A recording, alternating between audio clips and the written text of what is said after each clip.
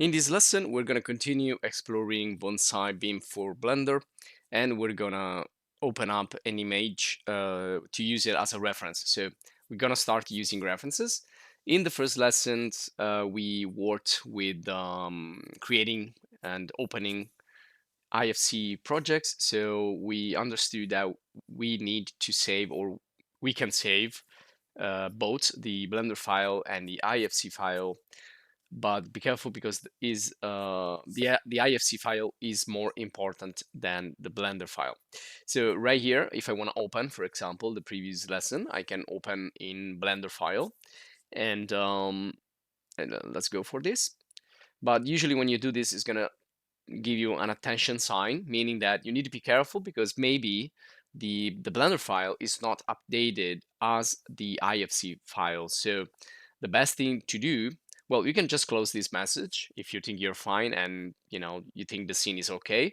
But as I said in the documentation, in order not to lose any work or do things properly, you need to use the IFC file rather than Blender file. So you can open both, first one and then the other, but the better thing to do is to open the IFC file because that's going to be the one that you probably worked the last time on. And so we're going to create a new file for this lesson. And so essentially, I'm going to do this again just to show you. I'm going to save first Blender file and then IFC, or you can do the opposite, but they will they could contain different information. So the best one of the two, the suggested one, is going to be the IFC. And I'm going to create a new one from the wizard. And this time I want to use a template, so differently from the last video, because I want to show you the difference once again. So I'm going to create the project, and you can see that differently from the previous video where we created our walls and our types of wall, here we have everything set up for us. Well, not everything, but we have kind of a basic set, a starter set of things that we can use. And in this, you will find also some types of walls. So if you go up there with the wall tool, you can see we have already 3 different types of walls, which could be used for external and interior, internal, and so on. But this is just one of the many things that you will already find in this case using the template, the demo. And also here we have a little representation of the thickness of the wall, which we also talked in the previous video. We can modify it, and of course we find the same things that we saw in the previous video when we started to add walls. So we have the add button, and then we can expand the sidebar. Let me activate the screencast keys, and here you have again the representation of the wall with the thickness of the various types that have been set up for us in this template demo. So that's the main difference between the demo template and starting from zero, that you need to create all your walls types by yourself. So here I can just add and start creating our walls. And well, you can work in perspective, but I believe that the best thing would be to start in a plan view. So not to be, deceived by the perspective. And so what I'm creating here, again, it's a channel wall. It's giving me the various length and the total length of these channel walls. And I can then decide if I want to continue or if I want to stop. And you don't need like to close everything at once. You can just fix it later. And that's why you have like editing tools. But anyway, let's just close this just to show you. And if I want to orbit, you see if I click there, it's going to create me another piece of wall instead of orbiting. So you need to use the shortcut keys to orbit. And if you need to go back, you can see you can use the backspace key to go back in the creation of the wall. So you can go all the way back, all the steps back, or just few steps back. But anyway, you can see you cannot use the orbit there without actually creating new walls, and even you cannot use the menu on the top. So basically you need to understand, you need to use shortcut keys for the navigation. But anyway, if I go out the drawing and then I want to go back in, I can always do it. So now I click on the navigation tool and I put myself on the top view, And let's say now I want to add another wall. And well, let's say I want to be really precise with this.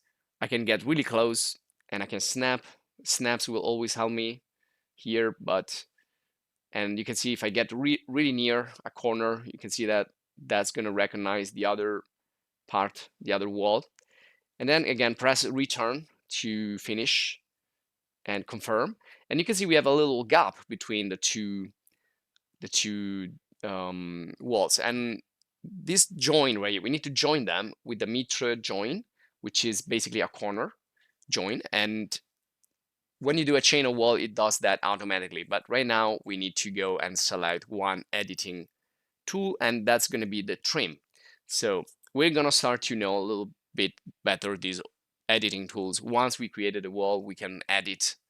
And trim can work in two ways. You can either trim out things we don't need, and also it's going to extend where we want to create that, well, in this case, that corner.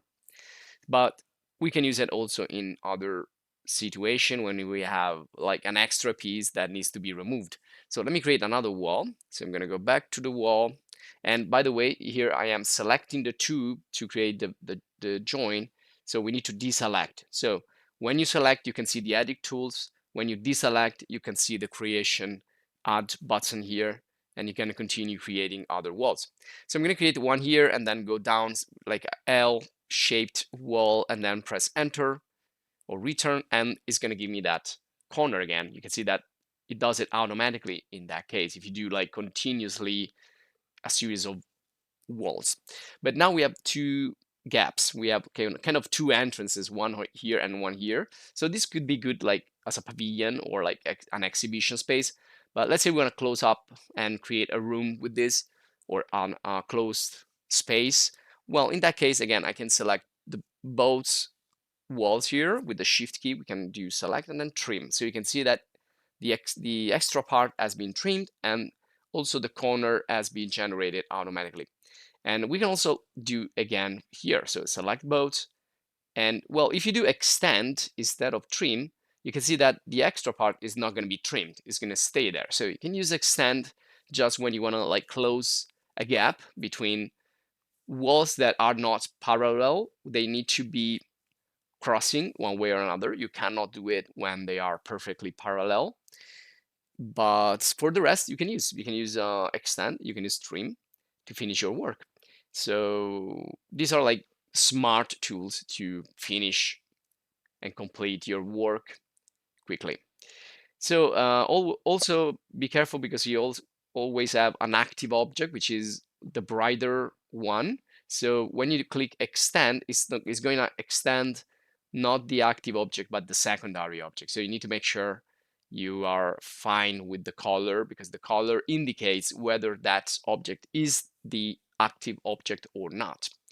And then also here we can change the thickness. If we select and go in the object information, we have the information here. It says that this is 300 millimeters is the walls. So let's say we want to make, which is 30 centimeters. So let's say we want to change. Well, in the geometry and materials section, we saw we can change the thickness, but here we're just going to change it by changing the type. So to change the type, we need to go back to the object information panel, click here, and here we can edit the types, and we can make it like 100 millimeters, which is 10 centimeters. And you can see we just change the thickness, and we can make also 200 millimeters, which means 20 centimeters. Now this is expressed in millimeters, but we are working in meters, so you need to consider these to be like 0.2 meters, 0.1 meters, 0.3 meters. Okay, now if we want to work, instead of creating something randomly, which you could do it, like directly draw on the Canva of Blender in the top view, we can use a reference. You can just search any and find any image on the web, or perhaps you have your own plan view that you developed using AutoCAD, perhaps, or maybe you draw it by hand, or maybe it's like scanner image from something that was on paper and you want to convert that into something digital. Well, usually we use CAD application for that, or vector graphics application for that.